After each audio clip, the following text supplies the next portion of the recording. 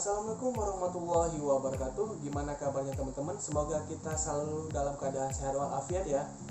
Perkenalkan, nama saya Akbar Gumelar dari jurusan Komputerisasi Akuntansi Fakultas Vokasi dengan nomor induk mahasiswa 171470010.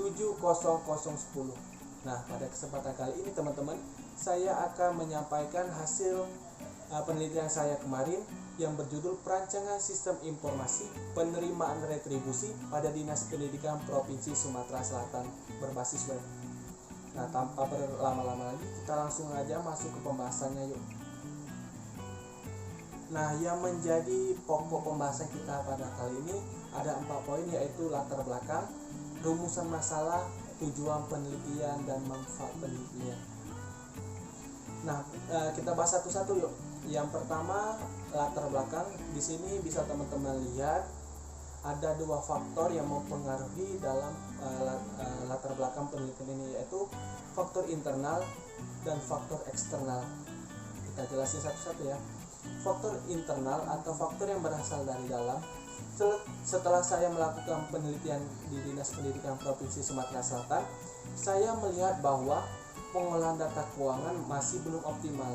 Nah, hal ini dapat dilihat dari masih tumpang tindihnya antara proses penggajian pegawai, pembayaran tunjangan penghasilan, dan penerimaan retribusi di dalam aplikasi satu yang sama. Nah, pastinya hal ini berdampak dalam sistem pelaporan keuangannya. Nah, untuk mengatasi hal tersebut teman-teman, dibutuhkan aplikasi yang dapat dikembangkan serta mudah dioperasikan sehingga mampu mengolah data keuangan agar lebih cepat dan efisien.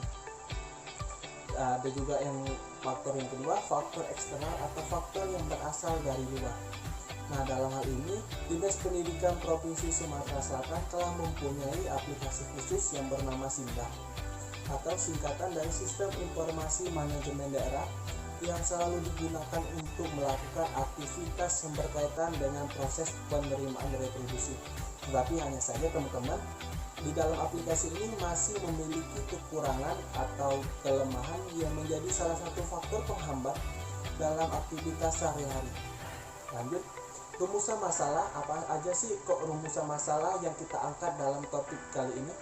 Yaitu bagaimana membuat sebuah rancangan sistem informasi penerimaan dalam mempermudah aktivitas Dinas Pendidikan Provinsi Sumatera Selatan. Selanjutnya, tujuan dan manfaat penelitian. Yang pertama, tujuannya mempermudah dalam proses pencatatan serta pelaporan-laporan keuangan di Dinas Pendidikan Provinsi Sumatera Selatan. Tujuan kita yang kedua yaitu memberikan solusi dalam menghadapi permasalahan yang telah ada di Dinas Pendidikan Provinsi Sumatera Selatan. Nah, kita lanjut pindah pembahasan, yaitu manfaat penelitian kita kali ini. Bagi saya pribadi, diharapkan dapat menambah pengalaman dalam menerapkan pengetahuan yang telah didapat atau diperoleh sewaktu masa kuliah kemarin, khususnya mengenai masalah perancangan sistem informasi penerimaan retribusi menggunakan aplikasi berbasis web. Lanjut, bagi instansi terkait, diharapkan menjadi masukan atau menjadi sebuah terobosan terbaru mengenai sistem penerimaan menggunakan aplikasi berbasis web pada Dinas Pendidikan Provinsi Sumatera Selatan. Untuk waktu dan tempat, kemarin saya melakukan penelitian di Dinas Pendidikan Provinsi Sumatera Selatan yang beralamat di Jalan Kapten Arif Faih nomor 47, Sungai Pangeran Ilir Timur 1, Kota Palembang. Atau teman-teman biar lebih gampangnya di sebelah kantor Gubernur Provinsi Sumatera Selatan. Untuk jam kerja, kita mulai dari pukul 8 pagi sampai dengan 4 sore. Nah, penelitian ini dilakukan kurang lebih selama 2 bulan terhitung dari tanggal 6 Januari sampai 6 Maret 2020. Nah, untuk yang menjadi batasan masalah kita pada topik kali ini, yaitu penelitian ini hanya meliputi atau hanya membahas sebatas perancangan sistem informasi penerimaan berbasis web saja, tidak membahas hal-hal yang lain ya teman-teman. Untuk proses metode pengumpulan data, di sini saya menggunakan 4 metode pengumpulan data sekaligus, yaitu wawancara, observasi atau pengamatan, yang ketiga dokumentasi, dan keempat triangulasi. Triangulasi ini teman-teman gabungan semua metode pengumpulan yang telah ada. Nah, di sini yang saya gunakan jenis data primer dan data sekunder. Nah, teman-teman, kita kali ini telah sampai di hasil dan pembahasan ya. Nah, bisa lihat di sini teman-teman. Nah, ini muncul kan?